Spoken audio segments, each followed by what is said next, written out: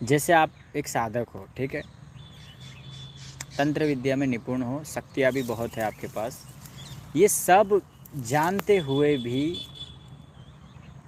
अगर आपने दुष्ट कर्मों का साथ दिया और दुष्ट अभिचार कर्म किया तो उसका परिणाम आने वाले जन्मों में दिखेगा और वो भुगतना पड़ेगा। ठीक है, अब कमेंट नहीं कर पाओगे भैया, ठीक है। आप दिव्यांश दुबे जी, मुझे पसंद नहीं है बार बार कमेंट करो, कमेंट मत करिए कोई भी अभी, ठीक है, नहीं तो लाइव सेशन ही बंद कर दूंगा।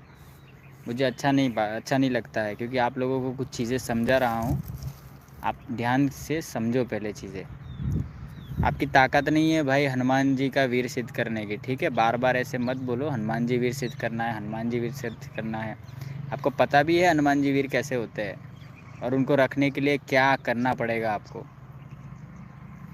हालत ख़राब हो जाएगा आपका, वीर के अनुसार रह नहीं पाओगे, ठीक है। वीर की कंडीशन अलग रहती है, 24 घंटे काम मांगेंगे वो, पागल हो जाओगे। तो क्या कह रहा था मैं, जैसे तंत्र अभिचार तंत्र कोई करता है सब कुछ जानने के बाद भी, तो क्या होता है कि वो इंसान को आने वाले फ्यूचर में, अगले जन्म में उसका भुगतान करना पड़ेगा उनको। क्यों करना पड़ेगा? क्योंकि सब सच्चाई जानने के बाद भी उसने अगर बुरा कर्म किया है तो उसका दंड के स्वरूप प्रकृति उसको दंड अवश्य देती है।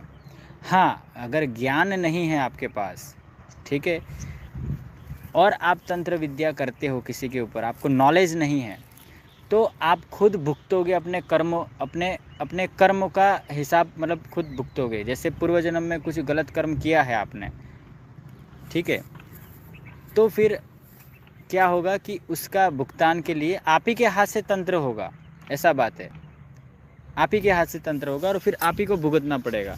ये बहुत छोटी छोटी और बहुत शार्प चीज़ें हैं, आपको ये समझना पड़ेगा, बहुत उलझन भरी चीज़ है ये। आप लोगों को कैसे समझाओ ये चीज़। देखो, हकीकत जानने वाला इंसान कभी तंत्र नहीं करता है, याद रखना। हाँ, तंत्र वो करेगा लेकिन प्रोटेक्शन के लिए करेगा। दूसरा, जो शक्ति उसको बोलेगा कि बेटा इस तरीके से नहीं, इस तरीके से करो, क्योंकि सामने वाला का जो पाप कर्म है, वही पाप कर्म, वही पाप का घड़ा और वही ऊर्जा, वो सिर्फ एक अच्छा व्यक्ति क्या करता है कि वो उसका दिशा मोड़ देता है और उसी का कर्म उसी के ऊपर वो डाल देता है। पूर्व जन्मों का कर्म, जो बुरा कर्म है, वो पूरा उठा के उसके ऊपर डाल देता है। फिर क्या होता है कि वही उसी के कर्म उसको खा जाते हैं। फिर वो जो साफ़ सुथरा साधक है उसके हाथ गंदे नहीं होते हैं, समझे कि नहीं। इससे क्या होता, इससे क्या होगा, इससे ये होगा कि सांप भी मर जाएगा और लाठी भी नहीं टूटेगा, याद रखना।